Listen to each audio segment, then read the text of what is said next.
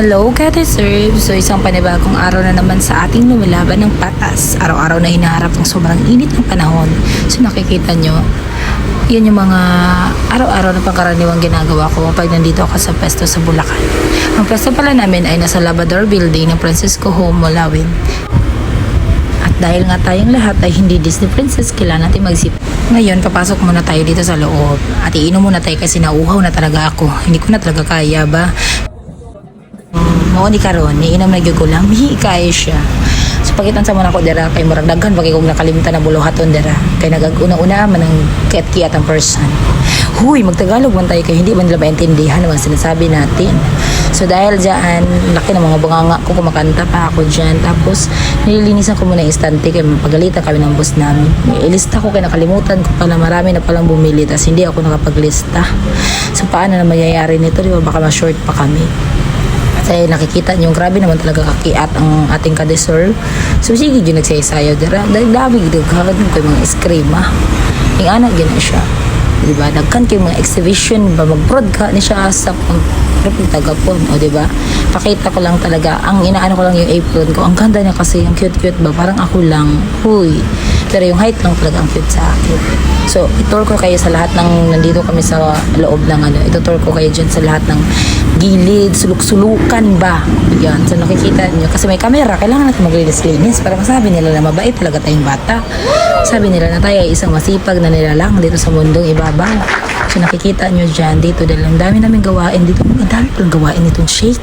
Parang napasubo kami nung sinubukan namin to.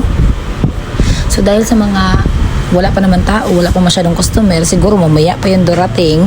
So, kailangan muna nating gawin ang lahat ng bagay. Kasali na dyan yung pagsayaw-sayaw. Uy, yan talaga yung pinaka-perfect dyan. Sa lahat ng gagawin sa bagay, twerk ka lang dyan.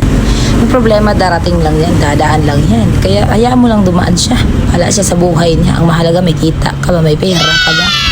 So, dahil dyan, ang flavor pala ng namin, Graham, is mango, tsaka avocado. Hoy, nagilungga na bigla. So, dahil dyan, kaya inaayos ko talaga maigi yan. Kasi wala naman akong pagtuunan ng pansin, di ba? So, dito na lang. Wala naman nagmamahal sa atin, kundi sarili lang natin. So, ang mga bagay talaga ay mabilis lang talaga ang mga gawaing bagay pag minahal mo ito. Like, kung parang hindi mo masyadong dinidibdib. Kasi wala naman din tayong dibdib in the first place. Lagyan mo lang ng konting sayaw, konting kimbot, ang lahat ng bagay gagaan din yan. At dahil sobrang init ng panahon, naisipan namin na mag-shake, mag-Graham shake. Kasi para din naman to sa inyo, di ba? Para hindi kayo mainitan. Kasi lahat tayo nag-iinit, lalo na ako. So ito pala guys, ito pala yung araw na sobrang init talaga dito sa Bulacan. Yung parang gusto mo na lang talagang magpunta sa ibang bansa, yung nag-uulan, yung mga yellow ba? Kasi sobrang init niya talaga sa mga ginagawa ko dyan. Hindi ko alam kung bakit ang bagal-bagal ko naman. Tignan mo, binibilang ko talaga kung ilang hati yan siya. Kaya ganyan ang person yun. Grabe naman yan. Grabe yung pati pulido, sabi nila. Kasi babalikan ka kapag maayos ka. Eh, hindi tayo maayos, kaya hindi tayo binalikan. Ayun, iniwan tayo. Diba? So, ang mangyayari dyan, i-pass forward ko na lang siguro to talaga. Kasi ang bagal naman talaga ng kilos. Siguro kung mag-wanted kayo, tapos mag-a-apply ito, hindi yun talaga ito tatanggapin. Puro tawa lang ginagawa dito, tsaka sayaw. At dahil dyan, mamaya, pa-pass forward ko na yan dyan. Uy, naman sa manis siya, Inday. Uy, grabihan, manis Inday. Ang tagal-tagal, man ito, bagal-bagal, man ito magbalat.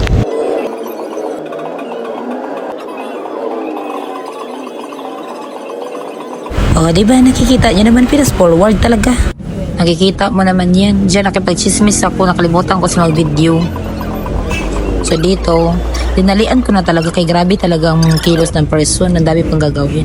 Ayan na naman yung kabuang natin. Palagi lang talaga tayo meron yan kahit saan tayo magpunta. Di ba?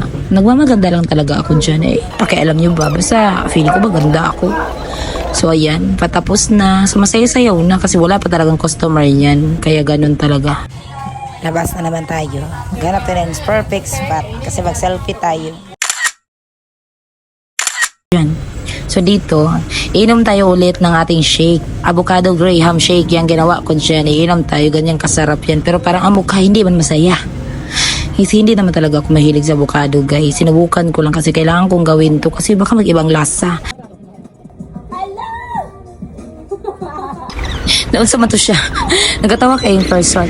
So nag-pass forward yan ako na siya.